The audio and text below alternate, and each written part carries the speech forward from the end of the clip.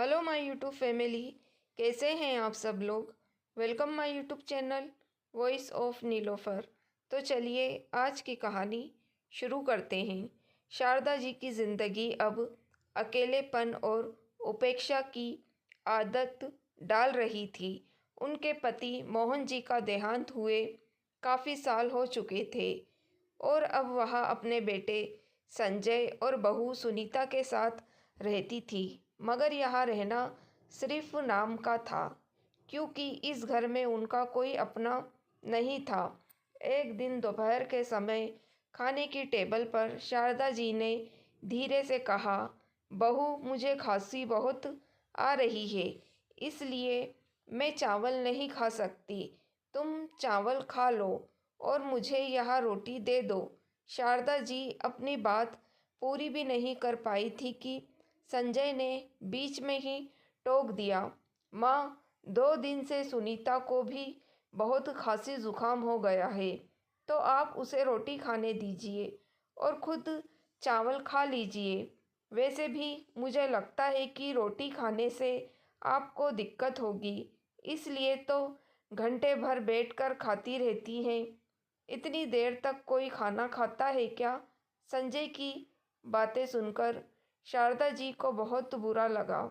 वह सोचने लगी कि बेटा अपनी पत्नी की तकलीफ को देख सकता है, लेकिन माँ की तकलीफ उसे क्यों नहीं दिखती। क्या शादी के बाद बेटे के लिए माँ की कोई अहमियत नहीं रह जाती। आज उन्हें अपने पति मोहन जी की बहुत याद आ रही थी। मोहन जी ने हमेशा अपनी माँ का सम्मान किया था और पत्नी को भी उसी संस्कार में ढाला था, लेकिन पता नहीं संजय के अंदर यह बदलाव कहाँ से आ गया। शारदा जी चुपचाप दाल पीकर उठ गई। अगर वह चावल खा लेती तो उनकी खांसी और बढ़ जाती, इसलिए उन्होंने बिना कुछ कहे खाना छोड़ दिया। घर में उनकी कोई परवाह करने वाला नहीं था, लेकिन एक सहेली थी, सुमित्रा। सुमित्रा और शारदा जी की दोस्ती सालों पुरानी थी। जब भी वे पार्क में मिलती, सुमित्रा उनके लिए कुछ न कुछ खाने को ज़रूर लाती। वह हमेशा शारदा जी का हालचाल पूछती और उनकी मदद के लिए तैयार रहती। इस बार भी जब शारदा जी की तबीयत खराब हुई तो दवाई का इंतज़ाम सुमित्रा ने ही किया। 2 दिन बाद जब शारदा जी कुछ ठीक हुई तो वह पार्क में सुमित्रा से मिलने गई। बातें करते करते सुमित्रा ने कहा, शारदा, इस बार मैं महाकुंभ स्नान के लिए जा रही हूँ। आखिर इतने सालों बाद आया है, यह मौका बार बार नहीं आता। तुम भी चलो ना। महाकुंभ का नाम सुनकर शारदा जी के चेहरे पर चमक आ गई, लेकिन फिर वह असमंजस में पड़ गई। सुमित्रा, वहाँ बहुत भीड़ होगी, हम कैसे रहेंगे। सुमित्रा ने हंसकर कहा, अरे मैं हूँ ना, मेरे बेटे बहू के बहुत जान पहचान वाले हैं वहाँ, हम आराम से स्नान कर पाएंगे।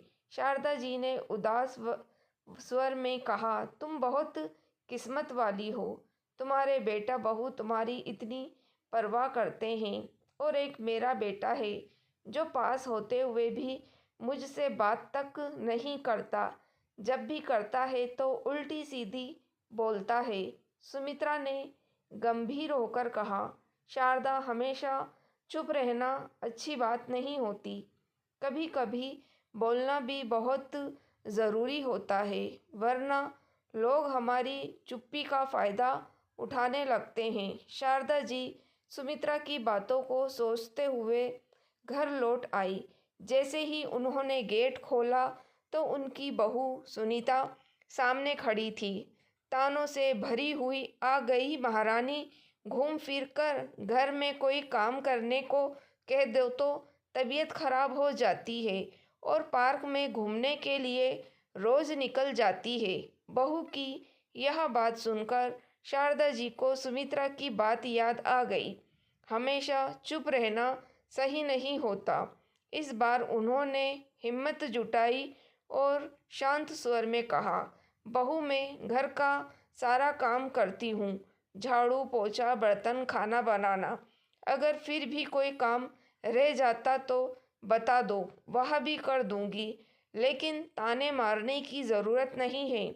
शारदा जी की बातें सुनकर सुनीता को गुस्सा आ गया।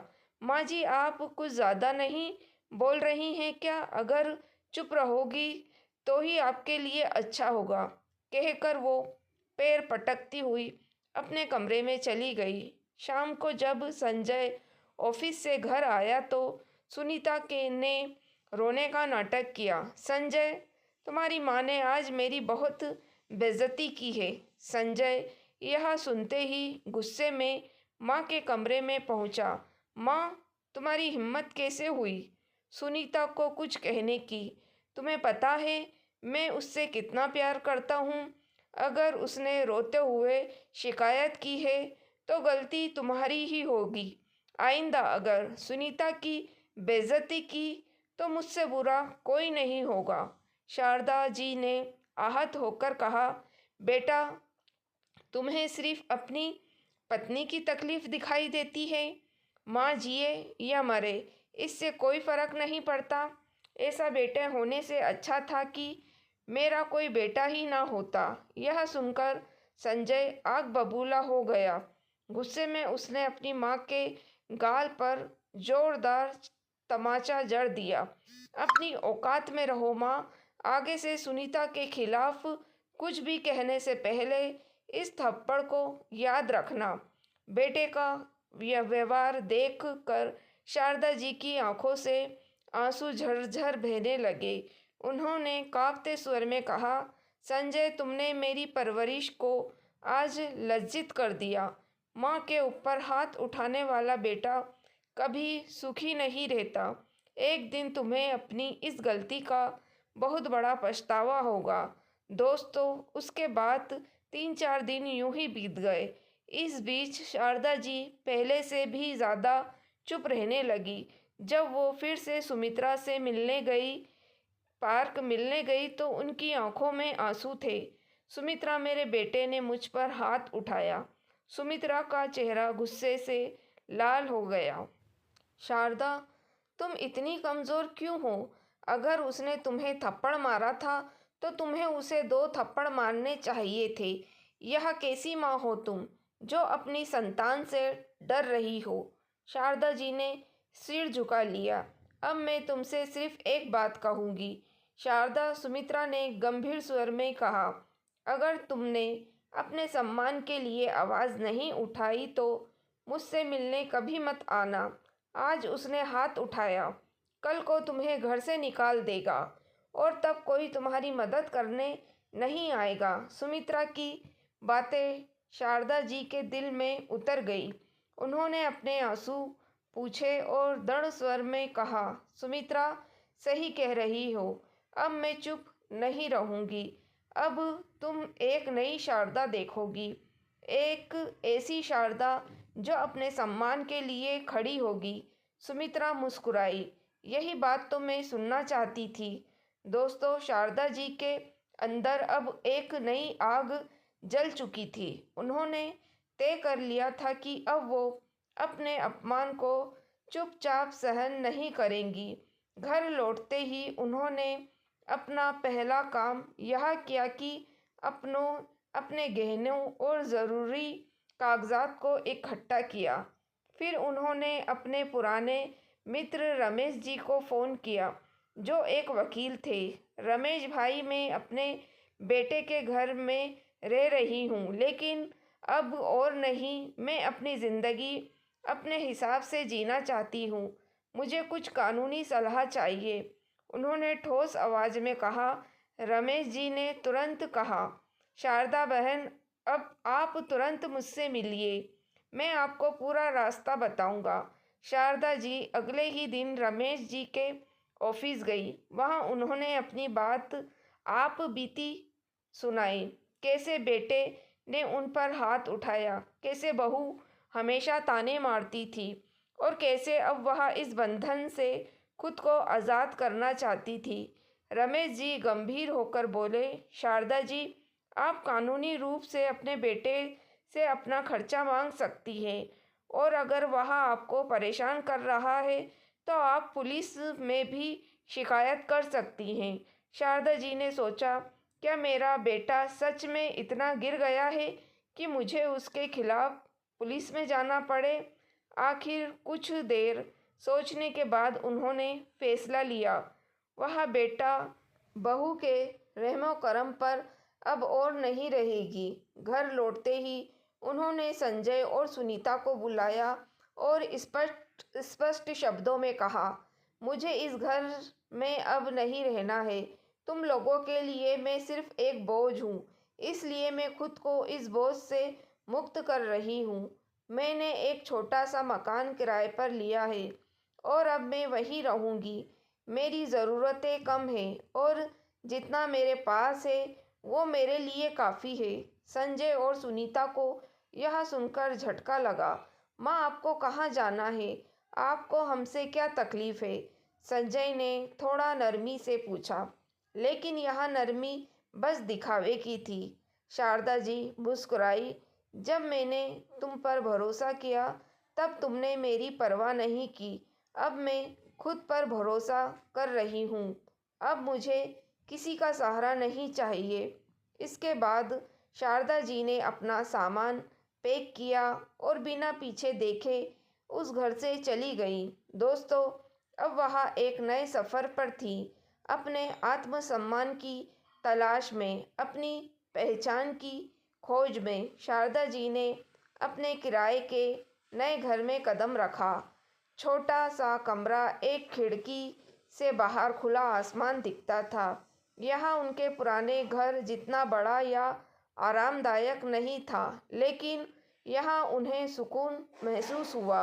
यह जगह उनकी अपनी थी, जहाँ ना ताने थे ना अपमान।